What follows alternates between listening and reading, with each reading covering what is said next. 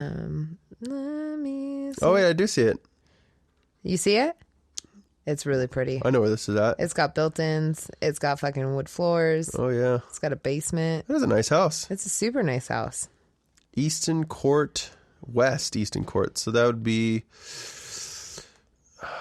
by Sand Springs. Let me look on a map. Where's the map on this bitch? That's how we do it. This is how we do it. Na, na, na, na, na. This is how we do it. It's Friday night. And the feeling's right. I know it. That's right on the. Is it right on the brink? It's pretty ghetto right there. I'm all right with it because it's going to get better. You know what's crazy about Tulsa? Is the most beautiful ancient mansions from the oil booms of the 20s and the roaring era. Yeah. Roaring 20s. Tulsa was booming, by the way. Yeah. There was commercials when TV first came out that Tulsa was the next big hub of America. Los Angeles, New York City, and Tulsa, Oklahoma. Before Chicago, it was even like it was rising. It was getting huge. But that area where all the rich oil tycoons lived in Tulsa ended up being ghetto. And it is the poorest, most crime-ridden neighborhood. It might be a little different now. I'm not sure. Why? But there's you could buy, no joke, you could buy like an 8,000 square foot, 100-plus-year-old mansion for nothing. So, but tell me, so the history of Oklahoma, I was trying to explain this to ladies this weekend because I was like, I'm seriously considering Oklahoma right now. It's a great place to live. Not in the sense booming right now. We're going to jump over there and move there. We're definitely going to see what's happening here. Yeah. But play this out. My thing is that you have a lot of friends that you grew up with for a really long time that were part of a really important part of your life. Yeah. And I think it would just be awesome to fucking see you back with them and so close to them. I think that would be awesome to see.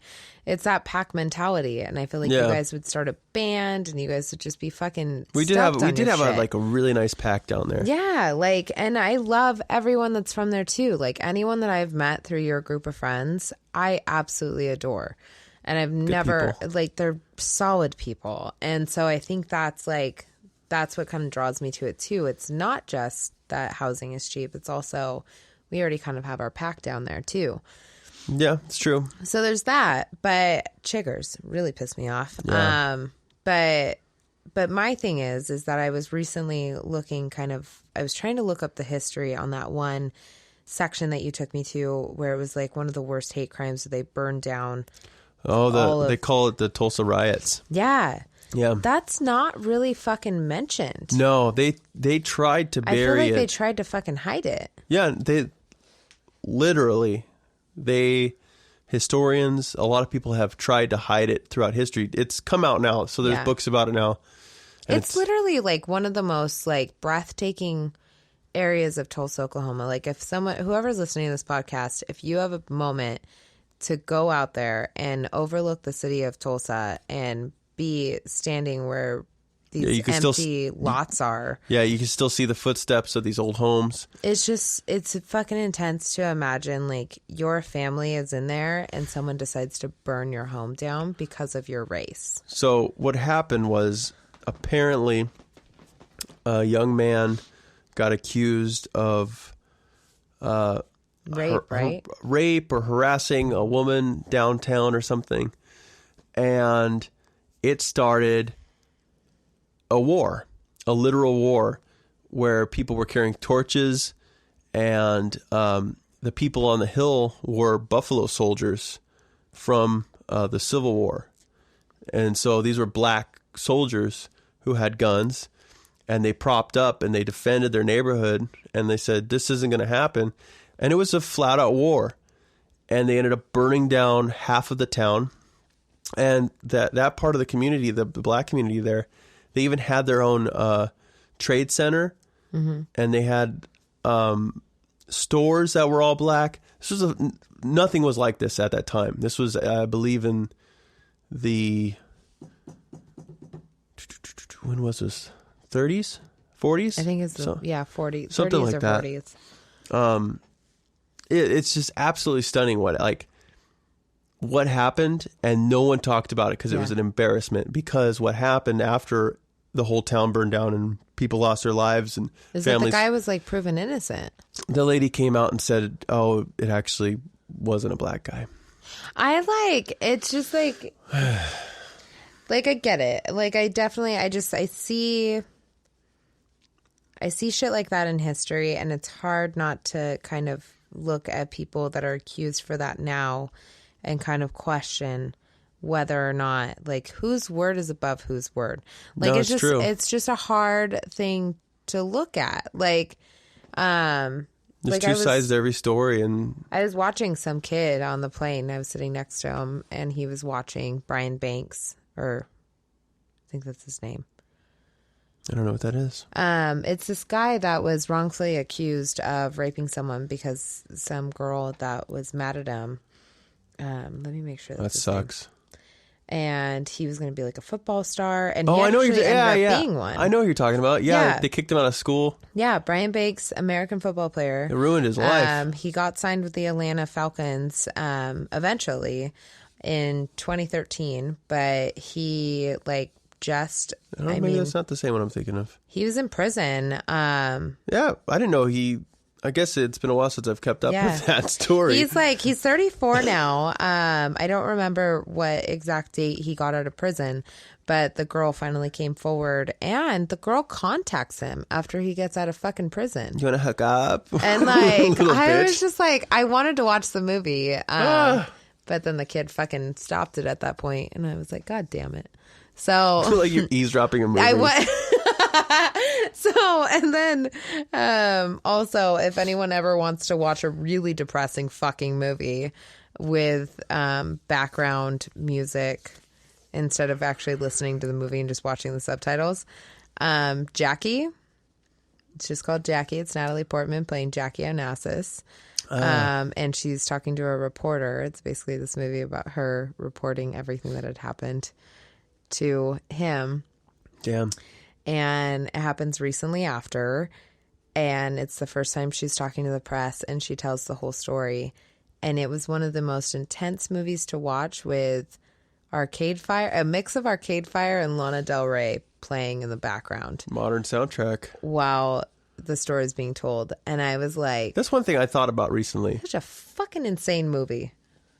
God damn. Yeah, that seems like an intense movie. Assassination, man. Assassination's pretty crazy. It's real. When I said I was going to assassinate fucking Kanye West, I had no idea what it entailed. Yeah, that's pretty intense. I take it back. It's pretty intense, bro. I'll let you live, dude. No, I was just thinking about movies. Like, I remember when people started putting modern soundtracks to period movies. Yeah. It was kind of a big deal. Now it's actually like kids who are younger, they probably don't even think about it. Mm-mm. But that was a big deal, like growing up. Like, oh my God, they're gonna play U2 in a period piece. Well, and like I was it like, is. oh wow, And yeah, I is- guess that's crazy. I mean, it's kind of fascinating to watch that way. Like, I don't know. It ties it in a weird way. It to ties the it present. in a weird way to the present. It ties it. I don't know. It's watching kind of something like that. And like Natalie Portman is a fucking insane actress. She's She's pretty one amazing. of which all weekend the girls and I kept saying that I was turning into a grackle, so it was like Black Swan, where she's like ripping the feathers out of her skin, and she's like ah! And so I was like, me turning into a grackle was going to be the same thing, but I was like excited about turning into my true form. Oh, shit. But besides that, Natalie Portman is probably one of those craziest fucking actresses that literally I don't know how she's not like a Daniel Day-Lewis where she has to remove herself from acting ever again. Because I feel like she gets so fucking intense. Yeah, I think. Like, she can't break character, right? Like, I feel like she has to be one of those I don't know actors. if she's a method actor or not. I don't know either. But I think Daniel Day-Lewis went too deep. Yeah, he did. That's why he quit. He's straight up a cobbler now. Mm-hmm. He makes shoes for fun. Yeah. Like, he's just like, I'm going to make shoes. I'm going to shape the soul. He has to. Life. He just went way too fucking deep. There's He's just no like, other I don't job know who for I him. am anymore. Ha ha. Just laughing, crying. Like, you know what the best was? Tropic Thunder. When, what's his name? Oh, He played the black guy. He played Sherlock Holmes. Fuck me right now. I can't believe it. He played Charlie Chapman. Downey Jr. Robert Downey Jr. Thank you. He does that scene where he doesn't know who he is anymore. Oh yeah. And he's like he like gets real intense and there's a tear in his eye and then he like giggles a little bit. That is the funniest shit because he's just he goes through like 4 emotions as an actor. Like, that is one of the best scenes ever because you see all those emotions on his face in a few seconds and it makes me die laughing every time because he's so fucking good at it. Those are the emotions I went through in that shipping container. That is 100%. If anyone was going to depict me into any scene right now, it was that. Just like delirious, like crazy. I was insane. Just a roller coaster of emotions. I was giggling. My eyes started watering. I didn't know what was going to happen. I wanted to press my face against the glass and help the ferrets. Oh, that's so great. Mm-hmm. Shit's too good. I would definitely consider. I don't know. That's a tough one. Moving back to Tulsa. I know. And that's it's something I always thought about. It's definitely not. I love where we're at right now. I absolutely know it's awesome here. Adore Spokane, and I see a lot of potential, and I see it growing every day. However, with that growth, all of you fucking Californians are coming here. And so true. Even the fucking West Coast, the goddamn Seattle lights, whatever they fucking call themselves. We meet someone from California every week. Seriously, I interview a Californian at least twice a week. We went to that Christmas party thing for your work. Californians everywhere. Like 2 or 3 of them. And then the friend we were hanging out with, she's originally from California. I was like, there's just too many up here. And like Seattle, anyone that's a property owner over there is buying property over here now to rent out. And it's like, get the fuck out of here. Like, some of us actually want to buy a home to live in, not just to rent it out and make a profit. Like, that's the issue that I keep fucking seeing. So you're getting all these fucking stupid business people that are like, oh, I want to buy a home so I have another fucking investment. I do hate the flipping thing. Everyone wants to flip everything. And that's been going on for like fucking 15, 20 years now. You know what? If you want to flip a house, I want to slit your throat. That's Jesus. That's where it's at. That's like, I get so fucking pissed at all these fucking stupid people. You have enough fucking money.